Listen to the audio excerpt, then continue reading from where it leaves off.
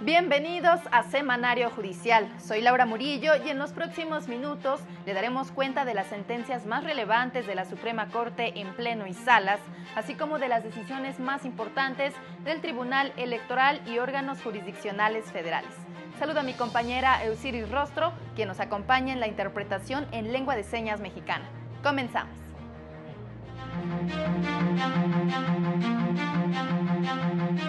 La Corte invalidó disposición que facultaba al gobierno capitalino permitir el funcionamiento de establecimientos mercantiles en situaciones de emergencia.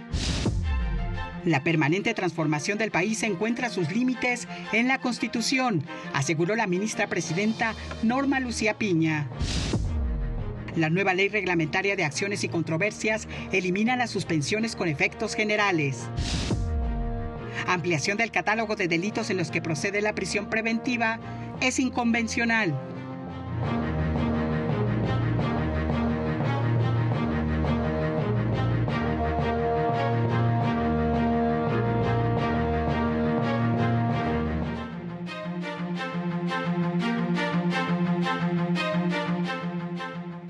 Esta semana el Pleno de la Corte resolvió asuntos relacionados con intervención de comunicaciones en Baja California y establecimientos mercantiles en la capital del país. Esta semana el Pleno de la Corte invalidó la facultad dada en la Ley de Establecimientos Mercantiles de la Ciudad de México para que la Jefatura de Gobierno capitalina implementara medidas para la apertura y funcionamiento de establecimientos mercantiles en situaciones de emergencia, casos fortuitos o de fuerza mayor, así como la atribución para ampliar la vigencia de los avisos o permisos correspondientes. Es inconstitucional porque sí reduce el mínimo de atribuciones que los alcaldes cuentan para administrar públicamente su demarcación territorial y limita la atribución de otorgar permisos, licencias, autorizaciones y avisos en situaciones de emergencia, caso fortuito o fuerza mayor. Esto lo determinó al resolver diversas controversias constitucionales promovidas por las alcaldías Coyoacán, Miguel Hidalgo, Benito Juárez, Álvaro Obregón y la Magdalena Contreras, respectivamente. Al tratarse de controversias constitucionales y por ser votaciones de mayoría simple, los efectos de la invalidez serán exclusivos para las alcaldías que las promovieron. En otro asunto, declaró inconstitucional que la ley sobre desaparición y búsqueda de personas de Baja California permitiera al fiscal general del estado delegar la facultad de solicitar autorización a un juez federal para intervenir comunicaciones privadas, esto por ser contraria al artículo 16 de la Constitución Federal. Se radica la posibilidad de que esta facultad se delegue al no autorizarlo expresamente la Constitución Federal. Por estos motivos se concluye que la porción normativa o quien delegue que se establece en la fracción novena del artículo 47 de la Ley sobre Desaparición y Búsqueda de Personas para el Estado de Baja California resulta contraria a lo previsto en el artículo 16 constitucional. Los efectos de la invalidez serán retroactivos a la fecha en que la disposición entró en vigor. Al resolver una controversia constitucional, declaró válido el artículo 30, fracción quinta, así como el artículo segundo transitorio del decreto correspondiente de la Ley de Aguas de Baja California Sur, que permite definir la estructura de los órganos de administración del agua de carácter municipal. Para el canal del Poder Judicial de la Federación, Mario López Peña. En más temas, la primera sala de la Corte determinó que el artículo 287 del Código Civil para el Estado de Baja California viola el derecho a la justicia, tutela judicial efectiva, a la propiedad y a la seguridad jurídica, disposición que establece que la muerte de uno de los cónyuges pone fin al juicio de divorcio. Argumentó que si bien la compensación económica tiene como fin resarcir costos de oportunidad al cónyuge que durante el matrimonio por separación de bienes se dedicó en mayor medida a las labores de cuidado a fin de contrarrestar la situación de desventaja, también es cierto que finalmente dicha compensación constituye un reclamo patrimonial y ante el fallecimiento del cónyuge que le pretende, habiéndose iniciado la acción judicial en vida, la determinación sobre su procedencia puede trascender a terceros, como es el caso de la sucesión, que en su caso puede ver acrecentada la masa hereditaria respectiva. Por estas razones, al resolver un amparo promovido por una mujer que reclamó una pensión compensatoria por hasta el 50% de los bienes adquiridos durante el matrimonio y que falleció, la sala determinó conceder la protección de la justicia para que se inaplicara dicha norma. con el fin de que continuara el juicio de divorcio hasta su conclusión para que se decidiera sobre la procedencia de la compensación solicitada. Y en el marco de la ceremonia con la que se conmemoró el bicentenario de la Suprema Corte, la ministra presidenta Norma Lucía Piña habló del papel de la Corte en la defensa de la Constitución. Norma Lucía Piña Hernández, ministra presidenta de la Suprema Corte de Justicia, aseguró que si un tribunal constitucional tiene una auténtica vocación de defender el texto fundamental, tarde o temprano será incómodo para diversos poderes. Incomodar a los poderes públicos, fácticos o económicos, a todo aquel que pretenda, de algún modo, eludir dicha justicia. Si la tarea de la Corte es asegurar que se respeten los derechos y las libertades que la Constitución reconoce a todas las personas, entonces debe, invariablemente, procurar que todo poder público se ejerza dentro de los límites y con estricto apego a las reglas que la propia Constitución imponen a todo funcionario público. La permanente transformación nacional encuentra como límite el deber ineludible de velar, de defender y hacer guardar nuestra Constitución como así lo juramos. En ceremonia conmemorativa de los 200 años de la instalación de la Suprema Corte de Justicia de la Nación, la ministra presidenta subrayó que dar cuenta de los retos para la impartición de justicia en este periodo no es una historia cómoda de contar, entre la tensión con otros poderes hasta claudicar en su función de garante. De manera más reciente, cabe mencionar el análisis relativo a la apertura de nuestra industria eléctrica, la militarización de la seguridad pública y, en última instancia, cuando analizó la posibilidad de revisar la constitucionalidad de una reforma constitucional. Esta tensión, que a veces parece inevitable, ha desembocado en diversas ocasiones en una crisis institucional. El jurista e historiador Rafael Estrada Mitchell confió en que la Suprema Corte de Justicia será una pieza fundamental para preservar la independencia judicial en México. La Suprema Corte de Justicia de la Nación Mexicana nos ha librado más de una vez, se ha hecho en los últimos años, de la desgracia absoluta por absolutista de una judicatura no independiente. Estoy seguro que lo hará muchas veces más en los próximos 200 años.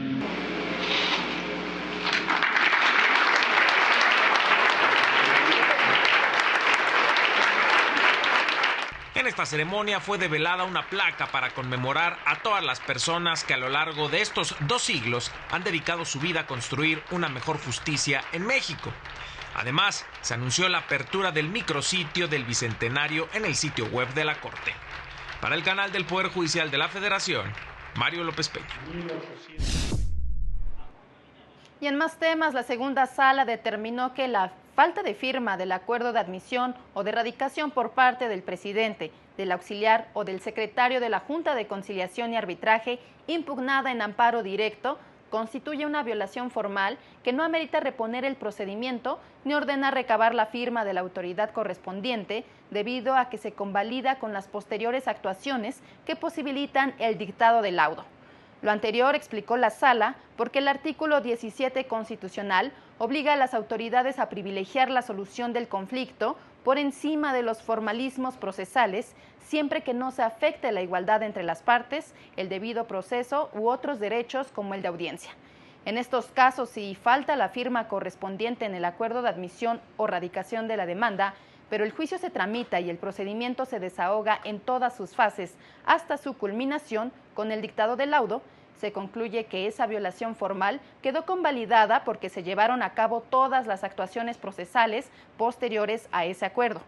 Por este motivo, no existe razón para ordenar la reposición del procedimiento, ni siquiera para recabar la firma a efecto de subsanar un vicio formal intrascendente, sino que en su lugar debe privilegiarse el estudio de otras violaciones, ya sean de fondo o de procedimiento, para no retrasar el análisis que permita dar por concluido el estudio de la controversia. Se publicaron las reformas a la Ley Reglamentaria de Acciones y Controversias Constitucionales, cuyo contenido estará vigente a partir de que inicien funciones la nueva integración de la Suprema Corte.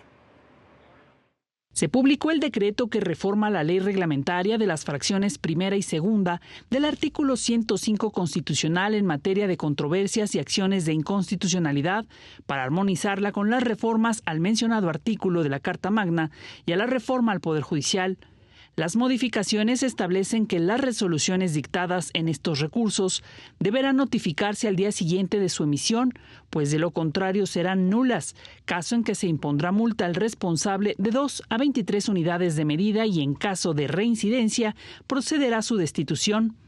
En casos de urgencia tendiendo al interés social o al orden público, las cámaras del Congreso o el Ejecutivo Federal podrán solicitar a la Suprema Corte que las controversias y acciones sean sustanciadas y resueltas de manera prioritaria, casos con los que el Pleno definirá por mayoría simple si procede la petición.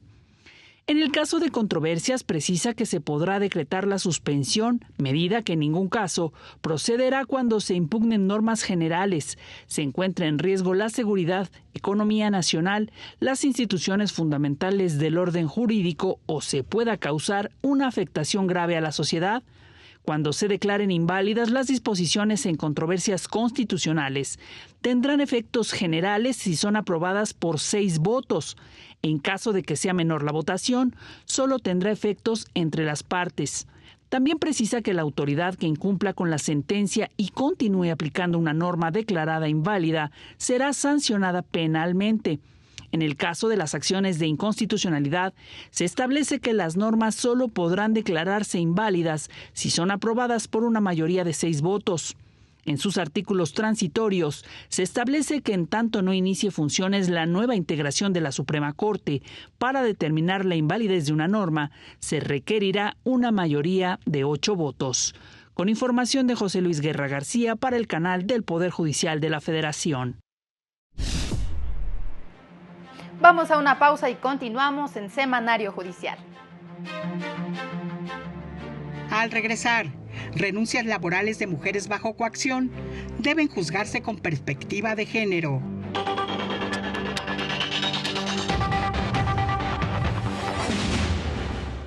Agradecemos que continúe con nosotros. Para juzgadores, la prisión preventiva oficiosa no tiene efectos disuasivos ni preventivos, como lo supone el partido mayoritario. La reforma constitucional que incorporó la extorsión, el tráfico de fentanilo y el uso de comprobantes fiscales falsos al catálogo de los delitos que ameritan prisión preventiva oficiosa tendrá muchos problemas para su aplicación práctica en el futuro. Así lo aseguró el juez de distrito Eduardo Osorio al participar en la primera sesión del curso de actualización en materia de prisión preventiva oficiosa que organizó la Escuela Federal de Formación Judicial. Me parece que hay algunos aspectos en los que tal vez lo presuroso con lo que se hizo, o bien la falta de precisión en el lenguaje jurídico y técnico utilizado ahí, más bien el llevar el lenguaje coloquial a algo tan importante como es una reforma de tipo constitucional, va a generar muchos problemas para la aplicación práctica de la reforma en el futuro. Explicó que en el tema de los comprobantes fiscales falsos habrá complicaciones porque en realidad lo que se quiere combatir es la utilización de comprobantes fiscales reales para justificar operaciones fraudulentas o ficticias. Sin embargo, como en la Constitución está establecido que lo que se va a sancionar ahora es el uso de comprobantes fiscales falsos, muy difícilmente se va a poder aterrizar en tipos penales específicos, y cuando se aterricen estos, pues habrá una controversia con la finalidad que tuvo el reformador de la Constitución para establecer este tipo de conductas. Aseguró que la reforma constitucional fue sustentada con falacias, como la afirmación de que la prisión preventiva oficiosa es un instrumento para combatir la criminalidad, esto a pesar de que en el sistema jurídico mexicano no hay ningún estudio que lo demuestre. Se establece en el dictamen que se pretende usar la prisión con fines disuasivos, con fines preventivos. Y esto México lo argumentó como defensa en los casos Sonpaxtle y García, y la Corte Interamericana resolvió en estas dos sentencias a México, pues que sí tomaba en cuenta sus argumentos, pero que la prisión no podía tener fines preventivos generales ni fines preventivos específicos. En estos casos, México fue condenado por el uso de la prisión preventiva oficiosa y el arraigo. Para el canal del Poder Judicial de la Federación, Juan Carlos González. Y durante un foro se explicaron los alcances de los precedentes judiciales y su relevancia en la justicia laboral.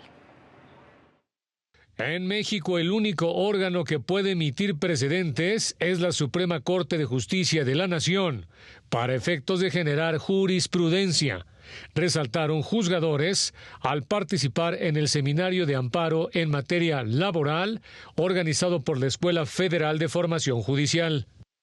Muchas veces se llegan a citar, no sé, por ejemplo, ¿no?, algún criterio de un juez de distrito en amparo en materia laboral, ¿no? Y nos dicen, es que este juez de distrito tiene este precedente.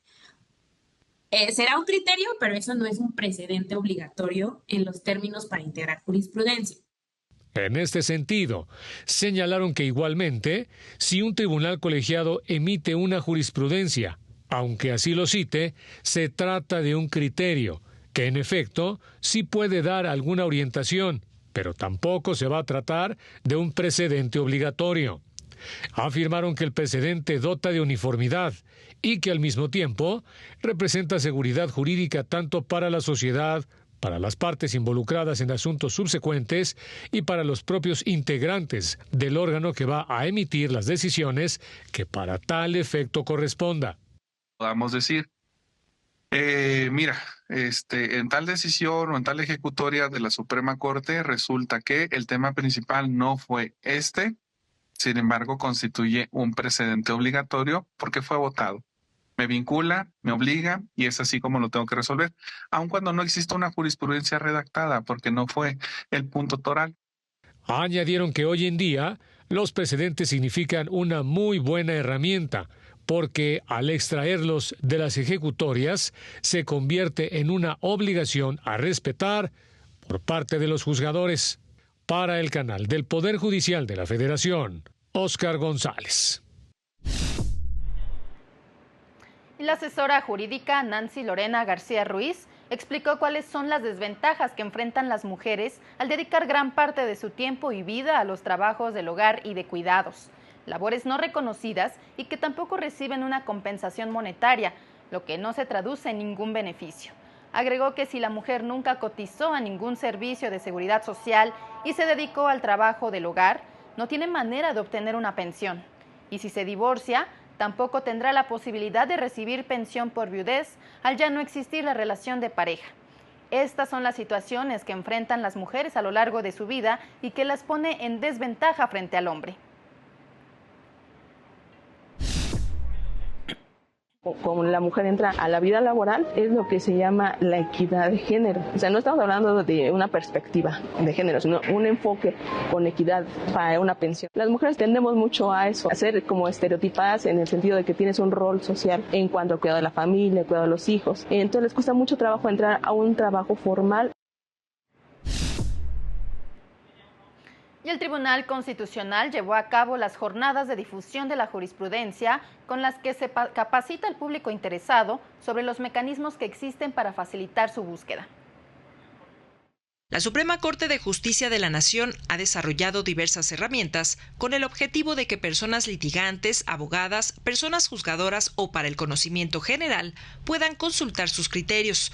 Por ello se llevan a cabo jornadas de difusión y consulta de la jurisprudencia con ejercicios prácticos por materia, en donde se explica en qué consisten dichas herramientas, más de 10 protocolos de actuación, manuales de actuación, los apuntes, que desde 2023 son impulsados para responder preguntas con algún criterio que ha resuelto la Corte, y otros recursos como los cuadernos de jurisprudencia, además de publicaciones sobre temas específicos, por ejemplo, cómo se prueba la violencia de género en el proceso judicial, materia sobre la cual hicieron ejercicios de consulta, iniciando la búsqueda desde la página www.scjn.gov.mx. Todas estas publicaciones son muy importantes porque de esta forma nos acercamos más al público y y se pueden conocer más los criterios que tiene la Corte en materia de igualdad de género. En esta jornada de difusión realizaron ejercicios de búsquedas por materia y por instancia. Cuando seleccionamos o visualicemos tesis en color negro, se trata de jurisprudencia, ¿de acuerdo? Cuando visualicemos tesis en color gris, vamos a ver que son criterios aislados. Bastará que seleccionen los tribunales colegiados de algún circuito. Por ejemplo, si yo estoy en Veracruz, voy a ver que es el 7º circuito, aquí voy a seleccionar el estado de Veracruz y estas son todas las tesis que hay en cuanto al circuito. Se efectuaron también paso a paso consultas en el Semanario Judicial de la Federación. Para el canal del Poder Judicial de la Federación, Lorena Sánchez Cabrera. Y en más noticias, el segundo tribunal colegiado en materia de trabajo del tercer circuito estableció que conforme al método para juzgar con perspectiva de género, cuando una mujer trabajadora asegura que firmó su renuncia bajo coacción emocional y psicológica, la carga de la prueba corresponde al patrón, pues dejar en la trabajadora dicha carga para demostrar la coacción implicaría dejarla en total desventaja jurídica, ya que conforme al entorno de desigualdad en el que se desarrolló el hecho, debe presumirse en atención a la razón y la experiencia que la renuncia se firmó bajo coacción emocional y psicológica, por lo que corresponde al patrón demostrar lo contrario, ya que tiene mayores elementos y posibilidades para ello, conforme al artículo 784 de la Ley Federal del Trabajo. Lo anterior debido a que se encuentra en una situación de vulnerabilidad y desigualdad por cuestiones de género, lo que refleja un desequilibrio entre las partes involucradas en la controversia. En el semanario judicial de esta semana se publicaron 32 criterios de diferentes órganos jurisdiccionales federales.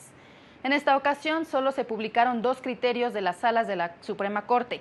La primera sala publicó una jurisprudencia de rubro médicos de instituciones federales de seguridad social.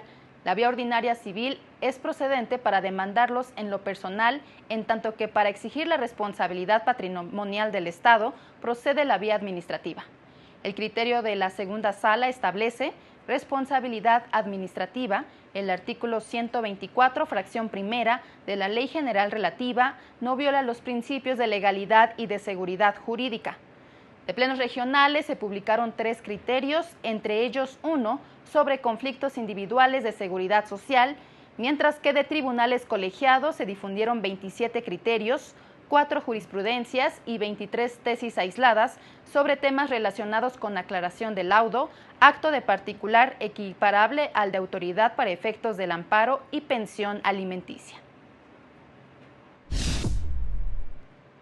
Esta semana el Tribunal Electoral resolvió diversos asuntos relacionados con la elección para renovar al Poder Judicial en Chihuahua. El Tribunal Electoral del Poder Judicial de la Federación ordenó a la Mesa Directiva del Congreso de Chihuahua remitir en un plazo de 6 horas el listado de candidatas y candidatos a magistraturas de la elección judicial local que le entregó el Comité de Evaluación del Poder Legislativo con el fin de que pasen directamente a la boleta correspondiente.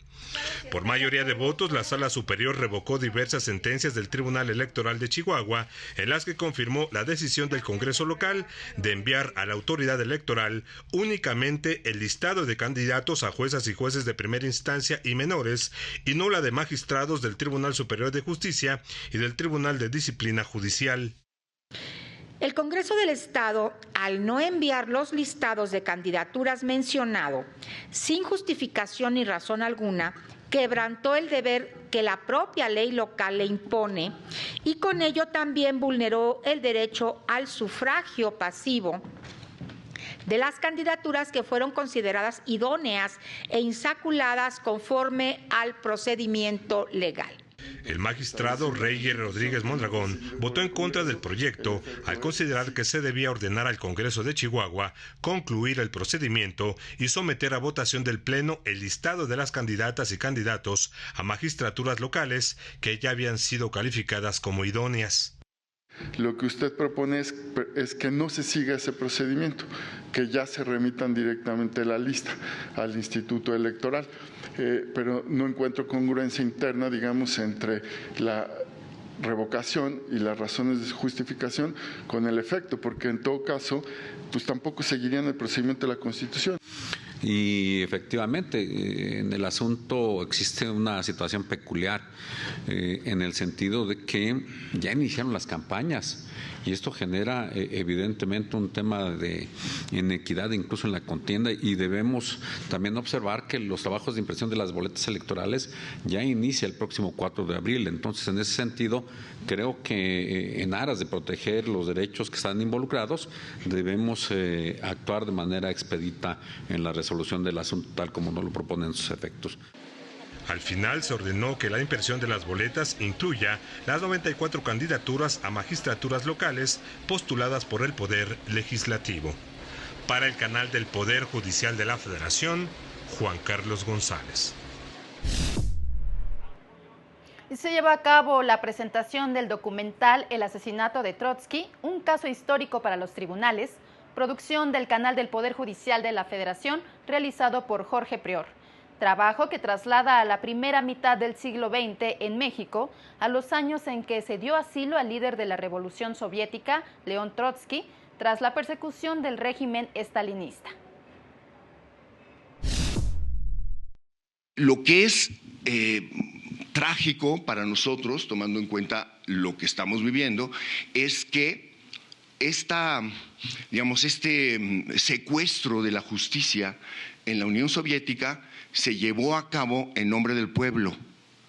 O sea, el gran populismo ruso es el modelo del populismo, de todos los populismos que estamos viviendo en América Latina y en todas partes. Y lo primero que hay que hacer cuando se trata de subordinar los poderes legislativos y los poderes judiciales es robarse el concepto de pueblo y usar el concepto de pueblo para ejercer una dictadura. Esto que estamos haciendo aquí, haciendo la diferencia y planteando desde la historia lo que puede repetirse. El documental detalla lo sucedido el 20 de agosto de 1940, cuando Ramón Mercader, con el seudónimo de Jacques Monrad, entró a la casa de Trotsky para herirlo de muerte. Describe el proceso judicial del asesinato por la justicia mexicana, la forma en que la prensa de la época trató el caso, hasta el encarcelamiento del Mercader. Un documento de este proceso es resguardado en el archivo histórico de la Corte. Se trata de un amparo promovido por Monrad. El documental será presentado en la Cineteca Nacional el próximo lunes 7 de abril a las 6 de la tarde y será transmitido por el canal del Poder Judicial de la Federación el jueves 10 de abril a las 21 horas. Así llegamos al final de este semanario. Soy Laura Murillo y lo invito a mantenerse en la señal del canal del Poder Judicial de la Federación. Este lunes siga la sesión del Pleno de la Suprema Corte. En esta ocasión tiene previsto analizar y resolver una acción y una controversia en las que se pide invalidar disposiciones de las leyes para la protección y atención de personas con la condición de espectro autista, de Guerrero y de asentamientos humanos y ordenamiento territorial de Quintana Roo, además de una declaratoria general de inconstitucionalidad del artículo 8 de la Ley General de Cinematografía. Agradecemos su atención. Hasta la próxima.